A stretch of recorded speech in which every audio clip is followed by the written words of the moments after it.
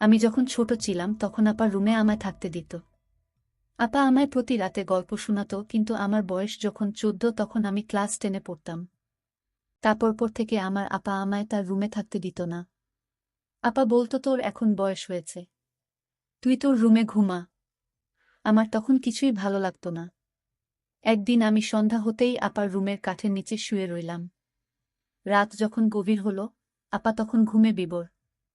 আর এই সুযোগে আমি তাহলে মূল ঘটনাটি বলি। এটি আমার জীবনের একটি সত্য ঘটনা। আমরা 3 ভাই বোন। আমি সবার ছোট। ভাইয়া আর আপার সাথে আমার বয়সের পার্থক্য প্রায় 14 ও 13 বছরের। ছোট বলে সবার খুব আদরেরও ছিলাম আমি। ভাইয়া আর আপার খুব বেশি ভালোবাসা পেয়েছি আমি। বাবা একটা সরকারি কলেজে ইংরেজি পড়াতেন।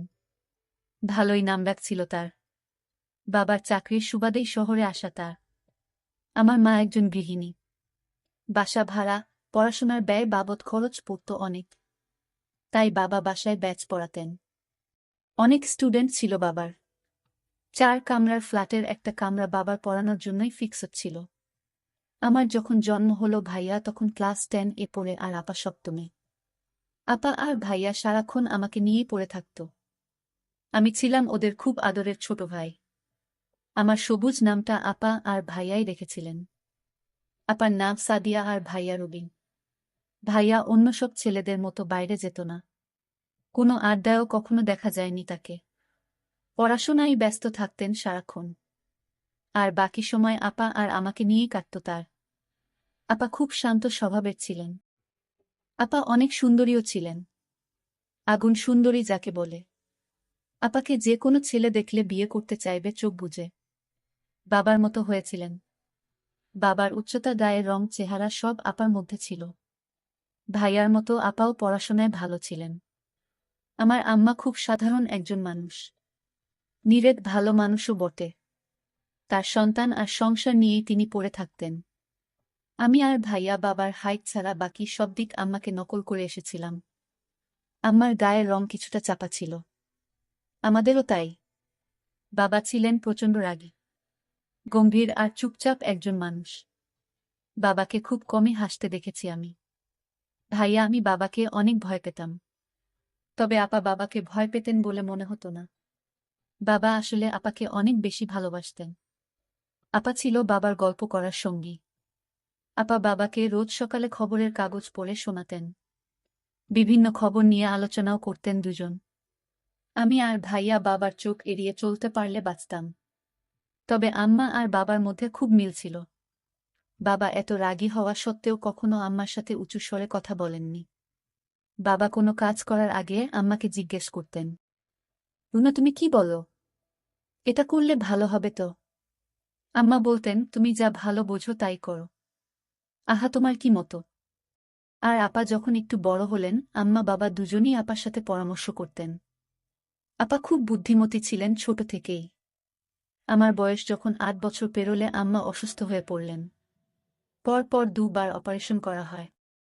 আমার দায়িত্ব এসে পড়ে আপার উপর। সে বছর আপার আর স্কুলে যাওয়া হয়নি। 1 বছর গেপ হয়ে যায় আপার। মা অপারেশন এর রোগী, তার উপর আরও নানা জটিলতায় বেড রেস্ট-এ যেতে হলো তাকে। আপা তখন এক হাতে সব সামলাতেন। দাদাবাড়ির দিকে কেউ ছিল না। দাদা দাদি বেঁচে নেই আর বাবা একমাত্র সন্তান ছিলেন তাদের। আর নানু নিজেই অনেক অসুস্থ। অগত্যা আপাই আমার দেখাশোনা, মায়ের দেখাশোনা করতেন। বাবা একটা কাজের মহিলা রাখলেন, রান্না বাড়া আর বাকি কাজ করার জন্য। আমার খাওয়া, ঘুম, গোসল সব আপার দায়িত্বে ছিলে। মাকেও দেখতে হতো। তখন থেকেই আপার সাথে আমার গভীরতা আরও বাড়ল। রাতে আপার সাথে আমি ঘুমাতাম, আপা আমাকে বিভিন্ন গল্প শোনাত, আর আমি গল্প শুনতে শুনতে ঘুমিয়ে যেতাম। আপার হাতে ছাড়া ভাত খেতাম না। সারাক্ষণ আপার সাথেই থাকতাম। আপা আমার বিন্দুমাত্র অযত্ন করেনি। মায়ের পুরোপুরি সুস্থ হতে 1.5 বছর লেগেছিল। আমি ততদিনে আপার ভক্ত হয়ে গেছি। আপাকে ছাড়া ঘুম, খাওয়া দাওয়া, গোসল কিছুই হতো না আমার। মা সুস্থ হওয়ার পরও আমি আর মায়ের সাথে ঘুমাতে যাইনি। আপা স্কুলে চলে গেলে বারান্দায় দাঁড়িয়ে থাকতাম। কখন আপা আসবে সে অপেক্ষায়। মা আমাকে গোসলের জন্য নিতে পারতেন না। মায়ের হাতে খেতামও না। মাঝে মাঝে ভাইয়া বুঝিয়ে খাওয়াতেন। মায়ের অসুস্থতা মায়ের সাথে আমার দূরত্ব বাড়িয়ে দিয়েছিল অনেকটা। আপাও আমাকে ছাড়া বেশিক্ষণ থাকতে পারতেন না। স্কুল ছাড়া কোথাও যেতেনও না। আমাকে ছাড়া আপা কোনোদিন খেত না। আমি না ঘুমালে আপাও ঘুমাতো না। আমার মাথার চুলগুলো ছোটবেলা থেকেই সুন্দর ছিল। আপা খুব যত্ন করতেন আমার চুলের। আমাকে খাওয়ানো শেষ করে তবে আপা খেতেন। আপা তার হাত খরচ আর টিফিনের টাকা জমিয়ে রাখতেন। সে টাকা দিয়ে আমার জন্য জিনিসপত্র কিনতেন। আপা নিজে সাজতেন না কখনো, কিন্তু আমাকে সাজাতেন। আমি খুব চঞ্চল ছিলাম। সারাক্ষণ ছুটাছুটি করতাম। জিনিসপত্র নষ্ট করতাম। আপার জন্য আমাকে কেউ কিছু বলতেও পারত না। আপা পাশে না থাকলে ঘুমাতাম না বলে আপা আমাকে ঘুম পাড়িয়ে রাত জেগে পড়তেন। আমাকে আপা রোজ একটা করে গল্প বলতেন। বলতেই হতো। তা না হলে জেদ ধরতাম ঘুমাবো না। আপার কাছে রোজ আবদার করতাম যতীন্দ্রমোহন বাগচির কাজলা দিদি কবিতা শোনানোর জন্য। কেন জানি খুব ভালো লাগত। আবার কষ্ট হতো। বাবাকে ভয়টা খুব বেশিই পেতাম। বাবা যখন ছাত্রদের পড়াতেন তখন দরজার পাশে গিয়ে দাঁড়িয়ে থাকতাম। কখনো বাবার সাথে চোখাচোখি হয়ে গেলে দিতাম ভু করে দৌড়। পড়াশোনার হাতেখড়ি আপার হাতেই। একটু যখন বড় হলাম, স্কুলে ভর্তি হলাম, বাবা মাঝে মাঝে বলতেন তার কাছে বই খাতা নিয়ে যেতে। বাবা তার কাছে যেতে বললেই পেটে ব্যথার অজুহাতে শুয়ে থাকতাম। সেটাতে অনেক সময় কাজ হতো না। বাবা যখন পড়া ধরতেন আমার জানা পড়াগুলোও ভুলে যেতাম। আর ভ্যা ভ্যা করে কেঁদে দিতাম। আপা ছুটে এসে বাবাকে বলতেন, তুমি আবার ওকে বকেছ? বাবা বলতেন, আমি তো কিছুই বলিনি। ও এমনিতেই কাঁদছে। আপা আমাকে সেখান থেকে উঠিয়ে নিয়ে যেতেন আর বাবাকে বলতেন, থাক, তোমার আর ওকে পড়িয়ে কাজ নেই। যেদিন উক্ত ঘটনা ঘটত সেদিন রাতে আর ডাইনিং টেবিলে খেতে যেতাম না। ঘুমের ভান ধরে শুয়ে থাকতাম। আপা তখন রুমে এসে আমাকে শুনিয়ে শুনিয়ে বলতেন, আজকে ডাইনি বুড়ির নতুন একটা গল্প বলবো ভেবেছিলাম। কি আর করা, সবুজ তো ঘুমিয়ে গেছে। আমি তৎক্ষণাৎ উঠে বসে বলতাম, আপা বলো গল্পটা। আমি ঘুমাইনি। আমার কাণ্ড দেখে আপা হেসে গড়াগড়ি খেতেন। বাবা বা আম্মা কেউই কখনো আপার কথার বাইরে যায়নি। বাবা দেখতাম সব সিদ্ধান্ত নেওয়ার আগে আপার সাথে আলোচনা করতেন। আম্মাও তাই। আমি মোটেও আপা আর ভাইয়ার মতো হইনি। পড়াশোনার কাজ দিয়েও যেতাম না। সারাক্ষণ দুষ্টুমিতে ব্যস্ত ছিলাম। আপা টুকটাক পড়াতেন। একটু পরেই উঠে যেতাম।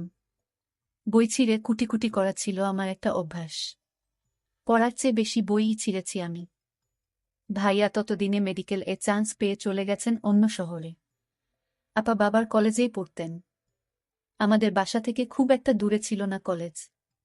আমি বিকেলে বন্ধুদের সাথে গল্প করে বাড়িতে এসে দেখলাম আপা, আম্মা, বাবা সবাই চুপচাপ।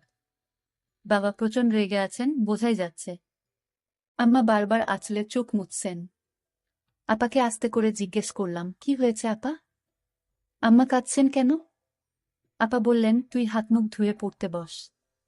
বড়দের কথার মধ্যে থাকতে হয় না বলেছি না। যা তুই। আপা, আসছি। আপার কথা মতো রুমে চলে আসি। তবে একটু পর পর উকি দিচ্ছিলাম কি হয়েছে জানার জন্য। বুঝলাম না কিছুই। শুধু বাবাকে বলতে শুনলাম এ বাসায় ওর নাম আর তুলবে না। ওর সাথে কেউ যোগাযোগ রাখবে না। ও যেন এদিকের পথও না মারায়। বাবা কার কথা বলেছেন বুঝতে পারিনি। তবে এরপর থেকে দেখতাম ভাইয়া আর আসতেন না।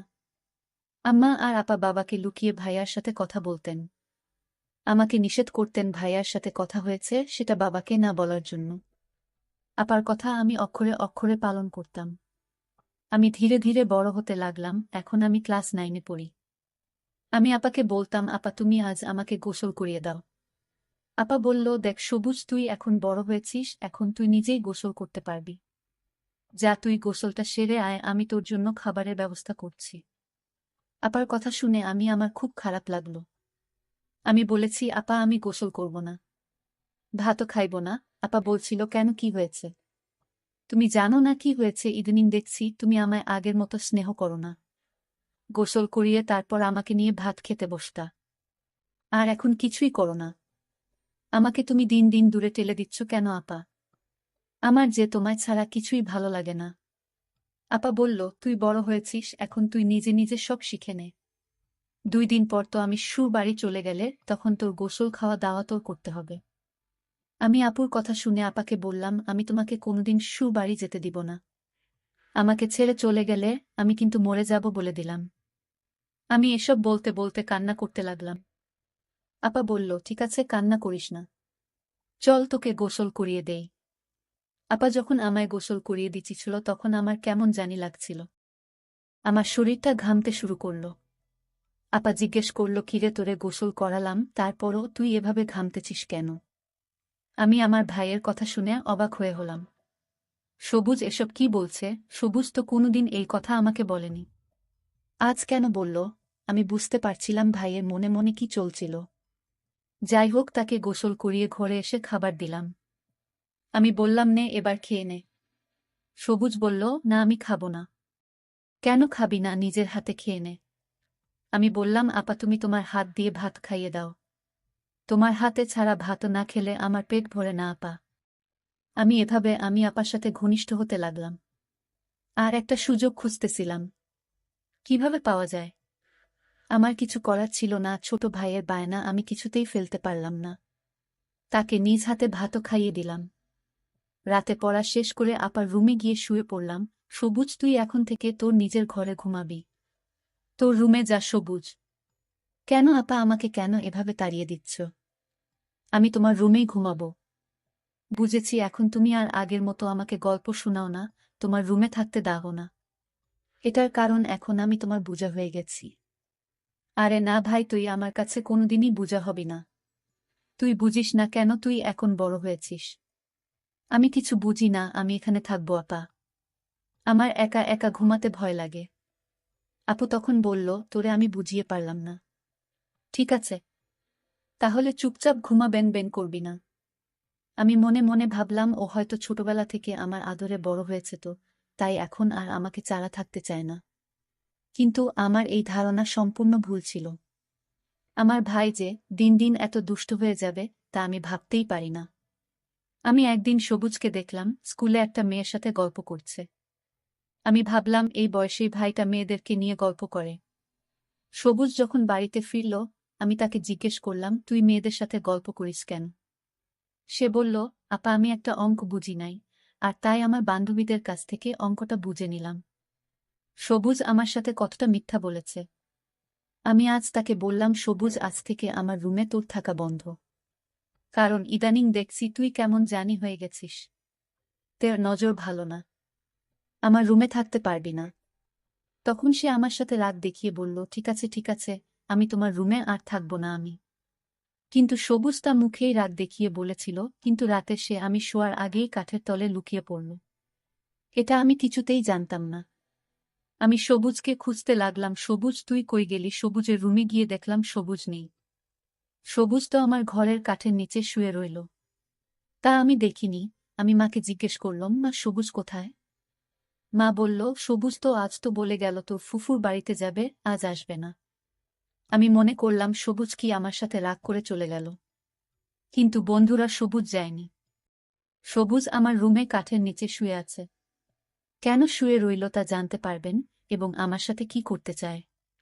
মার কথা শুনে আমি ভাবলাম হয়তো সবুজ তার ফুফুর বাসায় চলে গেছে, আর তাই আমিও নিশ্চিন্তে ঘুমিয়ে পড়লাম। আমি যখন ঘুমিয়ে পড়লাম তখন সবুজ কাঠের তল থেকে ধীরে ধীরে আমার কাঠে বসল। সবুজ দেখল আমি ঘুমে বিভোর হয়ে রয়েছি। সবুজ তখন ধীরে ধীরে আমার কাঠে বসল, তারপর আমার পাশে শুয়ে পড়ল। ঠিক তখনই সুকেশের উপর থেকে বিড়াল লাফ দিয়ে টেবিলে পড়তেই একটা শব্দ হল। শব্দটা শুনে আপা লাফ দিয়ে উঠে এবং ভয় পেয়ে যায়। তখন দেখল আমি তার কাঠে শোয়া অবস্থায় সবুজ ঘুমের ভার করে শুয়ে রইল। আমি তখন সবুজকে বললাম, এই সবুজ, তুই আমার রুমে কি করে এলি? আমি তো দরজা লক করে ঘুমিয়েছিলাম। তাহলে তুই এখানে কি করে আসলি? আমার তো মাথায় কাজ করছে না। সবুজের উদ্দেশ্যটা কি আমি তা খুঁজে বের করার জন্য। আমি সবুজকে বললাম, তুই আমার রুমে কি করে আসলি? সে তখন বলল, আপা তুমি যখন বলেছিলে আজ থেকে আর আমাকে তোমার রুমে থাকতে দিবে না, তখন আমি বুদ্ধি করে আমি তোমার কাঠের নিচে আগে থেকেই শুয়েছিলাম। কারণ তোমার রুম আমায় জাদু করে ফেলেছে। তোমার এই রুমটা ছাড়া আমার ঘুম আসে না। এসব বাজে কথা রেখে যা ঘুমাতে, যা তোর রুমে। আমি বললাম ঠিক আছে। আমার আপার প্রতি এক অন্যরকম অনুভূতি সৃষ্টি হল। আপাকে চাই। পরের দিন আমি ভাবলাম আজ আমার যে করে হোক আপার রুমে থাকতেই হবে। আর আমার হিসাবটা সেরে নিতে হবে। আমি আজ সন্ধ্যা হতেই আপার রুমে আগে থেকেই আলমারির পিছনে লুকিয়ে পড়লাম। কারণ এখন আর আপা আমায় তার রুমে থাকতে দেয় না। বলে আমি নাকি বড় হয়ে গেছে তাই।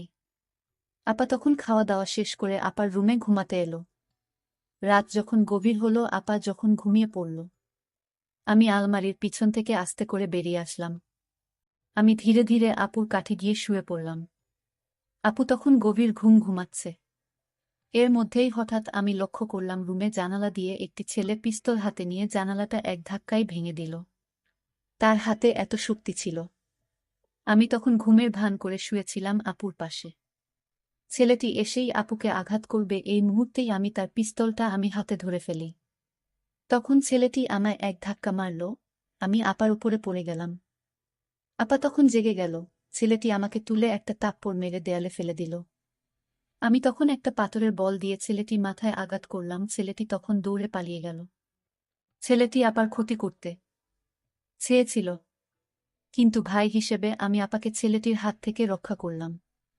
আমি মাথায় একটু আঘাত পেলাম। আপা তখন বলল, এটা কেমন করে হলো? আর তুই আজও আমার রুমে? আপা তুমি আমাকে অযথা সন্দেহ করছো। আমি তোমার ঘরে কেন থাকতে চাইতাম জানো? তোমাকে পাহারা দেওয়ার জন্য। আর তুমি আমায় ভুল বুঝতে, কিন্তু আমি জানতাম তোমার উপর এমন হামলা হবে। আর তাই তোমাকে রক্ষা করতে তুমি জায়গা না দেওয়া সত্ত্বেও আমি লুকিয়ে তোমার রুমে থাকতাম। তার একটাই কারণ, আমি তোমার ক্ষতি হতে দিব না।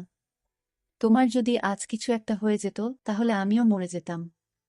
কারণ মায়ের আদর দিয়ে তুমি আমায় বড় করে তুলেছে। আমি তোমাকে ছাড়া কেমন করে থাকি?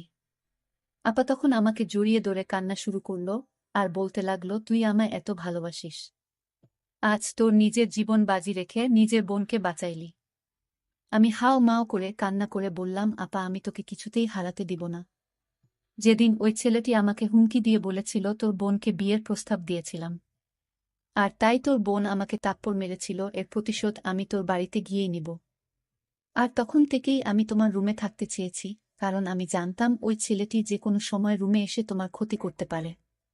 আর তাই তোমাকে পাহারা দেওয়ার জন্যই আমি তোমার রুমে তোমার বিনা অনুমতিতে থাকতে চেয়েছি। আপা গর্ব বলল, প্রতিটা ঘরে ঘরে যেন তোর মতো ভাইয়ের জন্ম হয়। বন্ধুরা, আজকের গল্পটি কেমন লাগলো তা অবশ্যই কমেন্ট করে জানাবেন। আর এরকম নতুন নতুন ভিডিও পেতে আমার চ্যানেলটি সাবস্ক্রাইব করে পাশে থাকবেন। ধন্যবাদ।